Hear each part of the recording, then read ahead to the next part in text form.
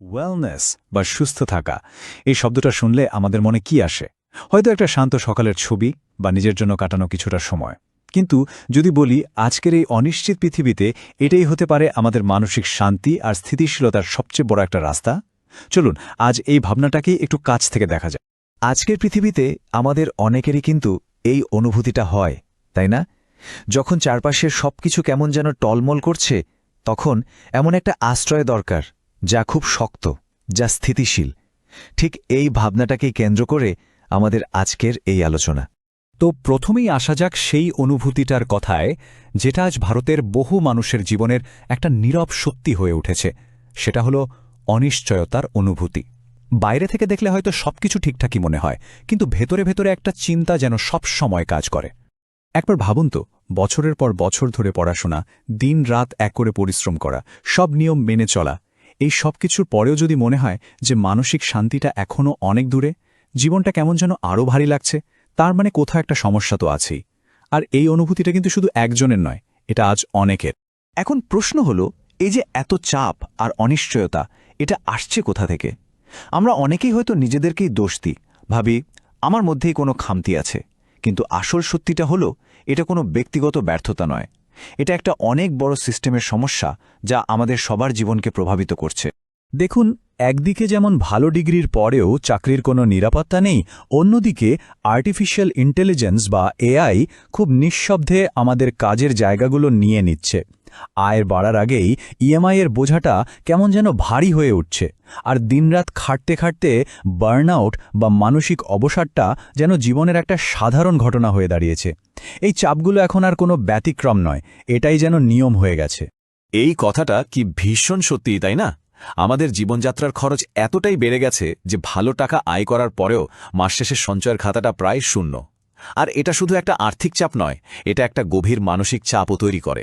তো যখন চেনা পথগুলো আর আগের মতো ভরসা দিচ্ছে না, তখন মনেই প্রশ্নটা আসাই স্বাভাবিক, যে তাহলে স্থিতিশীলতা আসবে কোথা থেকে? এই প্রশ্নটাই কিন্তু আমাদের একটা নতুন ভাবনার দিকে নিয়ে যাবে। যখন পুরনো রাস্তাগুলো বন্ধ হয়ে যায়, তখন নতুন পথের সন্ধান তো করতেই হয়। এই পর্যায়ে আমরা ঠিক সেটাই করব। চলুন সমস্যাটাকে একটা সম্পূর্ণ অন্য অ্যাঙ্গেল থেকে দেখি, কারণ নতুন সমাধান খুঁজে পাওয়ার জন্য নতুন দৃষ্টিভঙ্গিটা খুব দরকার। ওয়েলনেস বা সুস্থ থাকা, এটাকে আমরা এতদিন হয়তো একটা শখের বিষয় বা বিলাসিতা ভেবে এসেছি। কিন্তু আজকের দিনে এই দূষণ আর স্ট্রেসের মধ্যে ভালো থাকাটা আর কোনো লাক্সারি নয়, এটা আমাদের টিকে থাকার একদম মূল ভিত্তি। আর এখানেই কিন্তু আসল বিষয়টা লুকিয়ে আছে। দেখুন, যা কিছু মানুষের টিকে থাকার জন্য জরুরি, তার চাহিদা কিন্তু কখনো কমে না, এমনকি অর্থনৈতিক মন্দা সময়ও নয়। মানুষ হয়তো নতুন গাড়ি কেনা কিছুদিনের জন্য থামিয়ে দেবে, কিন্তু নিজের বা পরিবারের স্বাস্থ্যের জন্য খরচ করা বন্ধ করবে না। সুস্থতা হলো ঠিক তেমনই একটা মৌলিক চাহিদা। তাহলে এই সুস্থতার ধারণাকে কেন্দ্র করে কি কোনো নতুন পথ তৈরি হতে পারে? এমন কোনো রাস্তা যা আমাদের আর্থিক আর মানসিক দুই ধরনের স্থিতিশীলতায় দিতে পারে? চলুন ওয়েলনেস অন্টারপ্রেনিয়র হওয়ার এই নতুন ভাবনাটা নিয়ে এবার একটু বিস্তারিত আলোচনা করা যাক। এই মডেলটা আজকের সমস্যাগুলোর সমাধান কিভাবে দিচ্ছে সেটা একবার ভাবুন তো। যেখানে চাকরি নিরাপত্তাহীনতা একটা বড় ভয়, সেখানে এটা একাধিক আয়ের উৎস তৈরি করার সুযোগ করে দেয়। এআই যেখানে মানুষের সংযোগ কেড়ে নিচ্ছে, সেখানে এই পথের মূল ভিত্তিটাই হলো মানুষের সাথে মানুষের আন্তরিক সম্পর্ক। আর এই বাড়তে থাকা খরচের যুগে এটা আমাদের স্বাস্থ্য এবং আয় দুটোকেই একসাথে ভালো রাখার কথা বলে। আর সবশেষে ৯টা-৫টার বার্নআউটের বদলে এখানে নিজের মতো করে একটা উদ্দেশ্য নিয়ে কাজ করার স্বাধীনতা পাওয়া যায়। আচ্ছা, তাহলে এই পথটা কাদের জন্য? এটা সেই সব ছাত্রছাত্রীদের জন্য যারা তাদের ভবিষ্যৎ নিয়ে চিন্তিত, সেই সব পেশাদারদের জন্য যাদের চাকরির পাশাপাশি একটা দ্বিতীয় আয়ের উৎস খুব দরকার, সেই সব গৃহকর্ত্রীদের জন্য যারা আর্থিক স্বাধীনতা আর নিজের একটা পরিচয় চান, এমনকি অবসরপ্রাপ্ত ব্যক্তিরা যারা জীবনের এই পর্যায়ে এসেও সক্রিয় থাকতে চান এবং একটা উদ্দেশ্য খুঁজে পেতে চান, তাদের জন্য।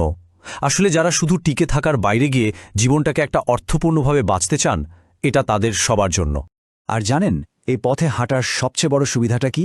অনেকগুলো সাধারণ বাধা এখানে নেই। আপনার আগে থেকে সেলসের কোনো অভিজ্ঞতা থাকার দরকার নেই, বাড়িতে জিনিসপত্র স্টক করে রাখা বা অফিস ভাড়া নেওয়ার মতো কোনো ঝঞ্ঝাট নেই। আর সবচেয়ে বড় কথা হলো, শুরু করার জন্য বিশাল কোনো টাকা বিনিয়োগের প্রয়োজন হয় না। আর এইটাই কিন্তু শুরু করার প্রক্রিয়াটাকে অনেক সহজ করে দেয়। তাহলে কাজটা আসলে কি? এটা কোনো জটিল সেলস বা মার্কেটিংয়ের ব্যাপার নয়।